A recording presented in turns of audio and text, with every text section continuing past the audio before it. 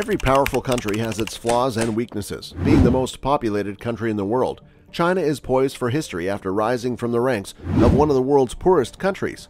However, history may record the high price that the Chinese people have paid and will continue to pay for many years to come.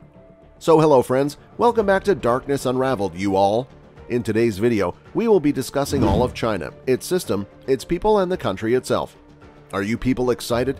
Let's get into the video, but wait, there is an important task for you all. Hit that bell icon on your right and subscribe to the channel. China's steady rise despite a slowing world economy has given Chinese leaders the courage to say that they have firm confidence in their development model.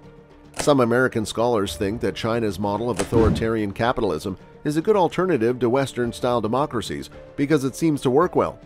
Asian expert Joshua Kurlansik says that China's system is the most serious threat to democratic capitalism since communism and fascism rose to power in the 1920s and 30s.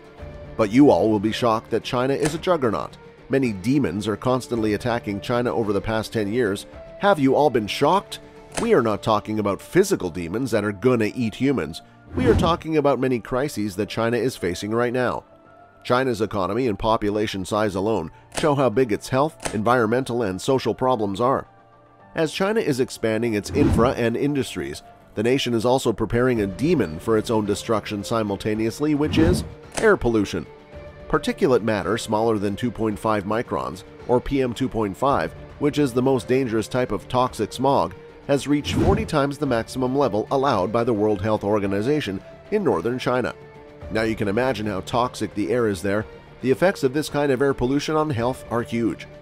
A study done by the WHO and a group of universities in 2010 found that outdoor air pollution caused 1.2 million premature deaths in China. This is almost 40% of the total number of premature deaths around the world.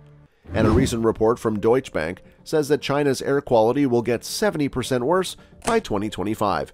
This is because of the rise in coal burning, vehicle emissions, and industrial emissions, which already make up 85% of PM 2.5 pollution in China, and somewhere it is one of the main reasons for being China old. And this demon of air pollution is not alone. The rapid economic growth of China has also led to a significant increase in the country's water pollution. More than 70% of China's lakes and rivers are contaminated, and over 40% of these rivers are regarded to be seriously polluted. This pollution is a direct result of China's rapid industrialization, as well as the absence of guidelines for how to properly dispose of chemical waste. A little less than 1/4 of the population in China does not have access to potable water. The World Health Organization, who reported that each year in China, approximately 100,000 individuals lose their lives as a result of illnesses caused by filthy water. In March, about 20,000 dead pigs were found on the Huangpu River. This made people worry about rules for food safety. Researchers in China published a study in 2011 that said more than 94 people million in China get sick every year because of bacteria in their food, and about 8,500 of them die. Most likely, these numbers don't give a full picture of China's food safety crisis, because health problems caused by tainted food are often left out of food safety statistics. Do you know, every day there are more than 200 protests? What is the explanation for this? The overworked and underpaid Chinese people are only fighting for their rights? Well, obviously, there is a cost to fast growth. The economic expansion over the past few decades has been linked to both a narrowing and growing wealth divide.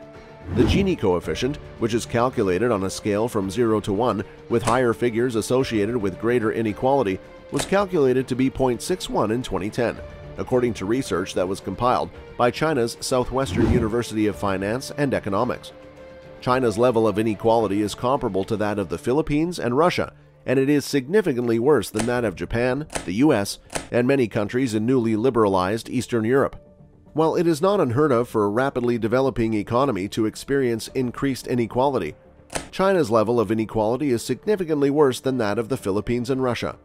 According to research conducted by Wang Xiaolu, an economist at the Independent National Economic Research Institute in Beijing, researchers estimated that the income of the wealthiest 10% of Chinese citizens is 65 times that of the income of the lowest 10% of Chinese citizens. The high degree of inequality in China has made it more likely that the country may fall victim to the middle-income trap, which refers to getting trapped at a level of development that is lower than that of more developed nations.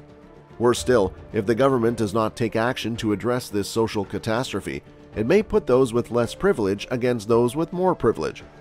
What do you think about the Chinese government? It seems so strict, right?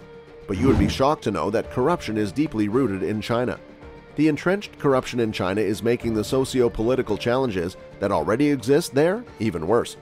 The shift toward a market-based economy has ushered in a period of unprecedented growth and prosperity, but it has also made corruption more ubiquitous than in earlier decades. More than 10 years ago, two highly respected Chinese academics hypothesized that over 80% of the officials working for the Chinese government were corrupt, and the situation has not changed since then.